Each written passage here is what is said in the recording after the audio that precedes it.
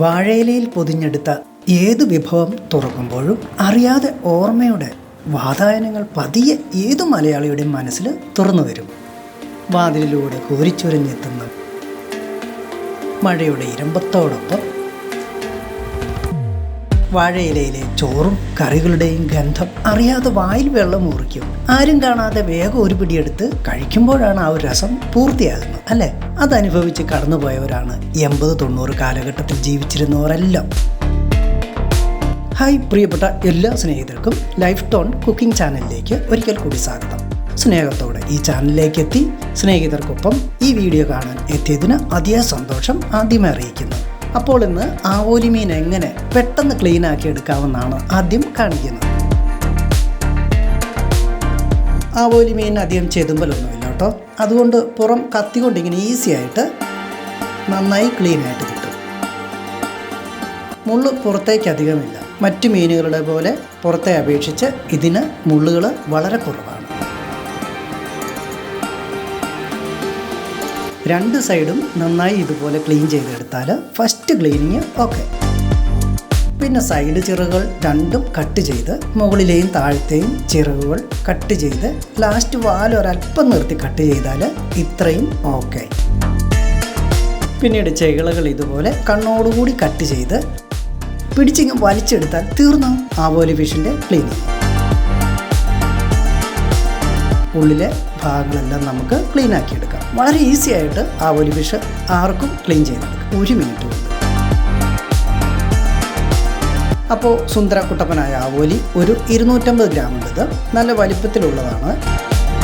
Side ഇതുപോലെ ഒന്ന് വരഞ്ഞു കൊടുത്ത് ഒന്ന് മാറിനേറ്റ് ചെയ്യാൻ വേണ്ടി ഒരല്പം മഞ്ഞൾപ്പൊടി, ഉപ്പ്, മുളക് പൊടി, സാധാരണ എരിവുള്ള മുളക് പൊടിയാണിത്, കാശ്മീരി ചില്ലിയല്ല, 1 സ്പൂൺ വെളിച്ചെണ്ണ, ഒന്ന് മിക്സ് ആകാൻ ഒരല്പം വെള്ളവും കൂടി ചേർത്ത് കൈകൊണ്ട് തന്നെ ഒന്ന് മിക്സാക്കി കൊടുക്കുക. നന്നായി വരഞ്ഞു വെച്ചിരുന്ന ആവോലിയിലേക്ക് കൈകൊണ്ട് തന്നെ പുരട്ടി കൊടുക്കാം. ഒരു മണിക്കൂർ നേരം ഒന്ന് റെസ്റ്റ് ആവാൻ വെക്കാം. ഇനി നമുക്ക് വെളുത്തുള്ളി 5, ഒരു കുഞ്ഞു കഷ്ണം ഇഞ്ചി ഇത്രയും ഒന്ന് അരച്ചെടുക്കാം. ഒരു പഴുത്ത തക്കാളിയും ഇത്രയും കുരുമുളകും കൂടി ഇതിനോടൊപ്പം ഇവിടെയും ഒരല്പം ഉപ്പും കൂടി ചേർത്ത് അവസാനം മഞ്ഞൾപ്പൊടിയും കൂടി ചേർത്ത് നന്നായിട്ടൊന്ന് അരച്ചെടുക്കാം.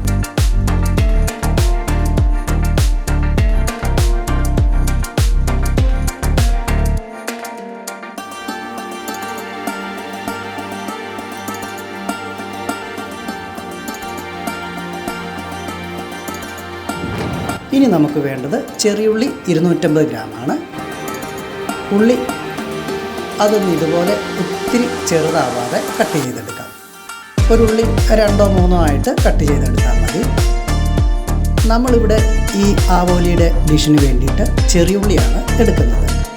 ചെറിയുള്ളിക്ക് വളരെ തീക്ഷ്ണമായിട്ടുള്ളൊരു രുചിയാണ് ഉള്ളത്.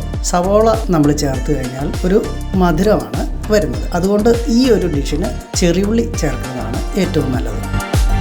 ഇപ്പോൾ നമ്മുടെ ആവോലി 1 മണിക്കൂറായിട്ട് ചേർത്ത് വെച്ച ഐറ്റം പിടിച്ച് നല്ല സെറ്റായിട്ട് ഒരു നാരങ്ങയും പച്ചമുളകും കൂടി നമുക്ക് ആവശ്യമുണ്ട്. ഇന്ന് നമ്മൾ ആവോലി മീൻ വളരെ ടേസ്റ്റി ആയിട്ട് വാഴയിലയിൽ ഒന്ന് പൊള്ളിച്ചെടുക്കുകയാണ്. അതിനായിട്ട് ആദ്യം നമുക്ക് ആവോലി ഫിഷ് ചെറുതായിട്ടൊന്ന് ഫ്രൈ ആക്കിയെടുക്കും. ഒത്തിരി ഫ്രൈ ആയി പോകേണ്ട ആവശ്യമില്ല. ഒരു ഹാഫായിട്ട് ഫ്രൈ ആയി കിട്ടിയാൽ മതി. അതിന് അധികം വെളിച്ചെണ്ണ ഉപയോഗിക്കേണ്ടതായിട്ട് വരുന്നില്ല. നമ്മളിവിടെ വെളിച്ചെണ്ണയാണ് എടുക്കുന്നത്. വെളിച്ചെണ്ണ മാത്രമേ ഇതിനെടുക്കാവൂ. ഒരു 150 മില്ലി എടുക്കുന്നുണ്ട്. ഇത്തിരി കൂടിയാലും കുഴപ്പമൊന്നുമില്ല. ഫ്രൈ ചെയ്ത് മിച്ചമുള്ള എണ്ണ നമുക്ക് ആവശ്യമായിട്ട് വരും. വെളിച്ചെണ്ണ ഇപ്പോൾ ചൂടായിട്ടുണ്ട്. ആദ്യം നമ്മൾ ചേർത്ത് വെച്ച ഐറ്റം എല്ലാം സെറ്റായ ഫിഷ് ഇതിലേക്ക് ചേർത്ത് കൊടുക്കാം. വെളിച്ചെണ്ണയിലേക്ക് പതിയെ വെച്ച് കൊടുക്കും. ഫ്ലെയിം ഈ അവസരത്തിൽ വളരെ കുറച്ച് വെച്ചാൽ മതി. ഇന്ന് നമ്മൾ ആവോലി മീൻ വാഴയിലയിൽ ഒന്ന് പൊള്ളിച്ചെടുക്കുകയാണ്. ഒരല്പം കറിവേപ്പിലയും കൂടി ഇട്ട് വാഴയില കൊണ്ട് തന്നെ മൂടി വെച്ച് ഹാഫ് ഫ്രൈ ആയിട്ട് നമുക്കെടുക്കാം. ഒരു സൈഡ് ഒന്ന് ഫ്രൈ ആയാൽ ഉടനെ തന്നെ തിരിച്ചിട്ട് അടുത്ത സൈഡും കൂടി ഫ്രൈ ആയിട്ടിടും. ഓർക്കുക, നന്നായിട്ട് ഫ്രൈ ആയി വരേണ്ട ആവശ്യമില്ല, ഹാഫായിട്ട് ഫ്രൈ ആയാൽ മാത്രം മതി. ഫ്രൈ ആയ ആവോലി മാറ്റിയെടുത്ത് അതേ എണ്ണയിൽ തന്നെ നമുക്ക് കടുകിട്ട് പൊട്ടിയാലുടൻ അരിഞ്ഞു വെച്ച ചെറിയുള്ളി മുഴുവനും ചേർത്ത് കൊടുക്കാം. ചെറിയുള്ളി നമുക്ക് വഴറ്റിയെടുത്താൽ മതി, ഒത്തിരി അങ്ങ് ഫ്രൈ ആയി പോകേണ്ട ആവശ്യമില്ല. ഒത്തിരി ഫ്രൈ ആയി പോകാതിരിക്കാനാണ് നമ്മൾ 3-4 പീസായിട്ട് ഉള്ളി കട്ട് ചെയ്തത്. തീരെ ചെറുതായിട്ട് എടുത്തു കഴിഞ്ഞാൽ അങ്ങ് ഫ്രൈ ആയി പോകും. അപ്പം നമ്മുടെ ഈ ഒരു ഐറ്റത്തിന് ടേസ്റ്റ് അല്പം കുറഞ്ഞു പോകും. അത് കൂട്ടുകാർ പ്രത്യേകം ഒന്ന് ശ്രദ്ധിക്കണം. ഇപ്പോൾ നമുക്ക് ഒരല്പം കറിവേപ്പിലയും കൂടി ഇട്ട് തുടരെ ഇളക്കി വഴറ്റിയെടുക്കാം.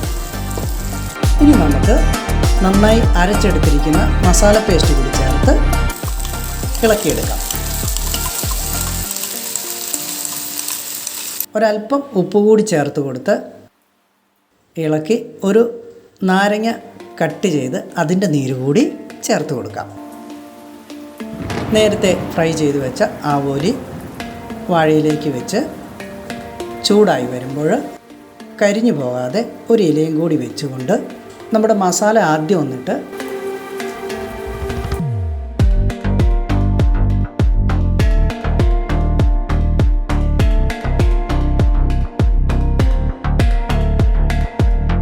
അതിന് മുകളിലേക്ക് ഫ്രൈ ചെയ്ത ആവോലി വെച്ച് ബാക്കിയുള്ള മസാല മുഴുവൻ കവർ ചെയ്ത് വെക്കാം. ഇനി നമുക്കിത് നന്നായിട്ടൊന്ന്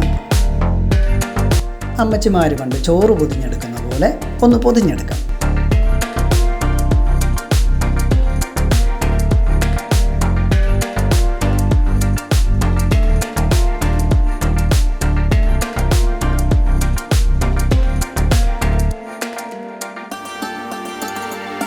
അഴിഞ്ഞു പോവാതെ ഒന്ന് കെട്ടിയും കൂടി കൊടുക്കുകയാണ്.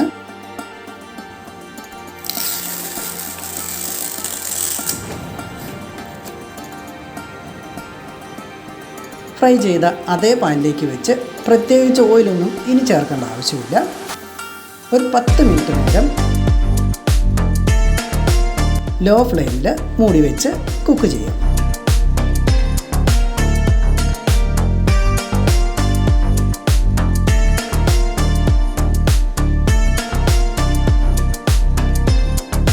ഇടയ്ക്കൊന്ന് തുറന്ന് നോക്കി ഒന്ന് മാറ്റി വെച്ച് കൊടുക്കുക.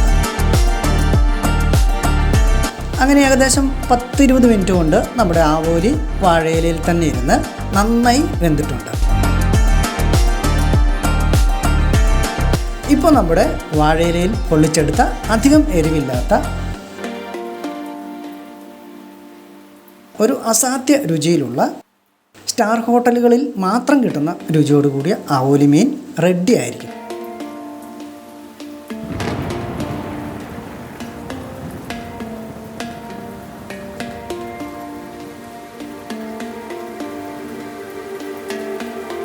നമുക്കൊന്ന് പൊതി അഴിച്ച് നോക്കിയാലോ?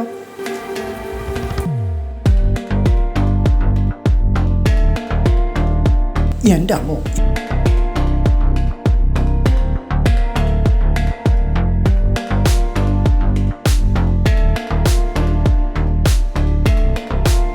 ഇവനെ കൂട്ടി അപ്പം, ദോശ, ചപ്പാത്തി, പൊറോട്ട, കപ്പപ്പുഴുക്ക്, ചക്കപ്പുഴുക്ക്, കള്ളപ്പം, പത്തിരി, ഇടിയപ്പം, ചോറ്, അങ്ങനെ ഏത് ഐറ്റത്തിൻ്റെ കൂടെ ചേർക്കാൻ പറ്റും.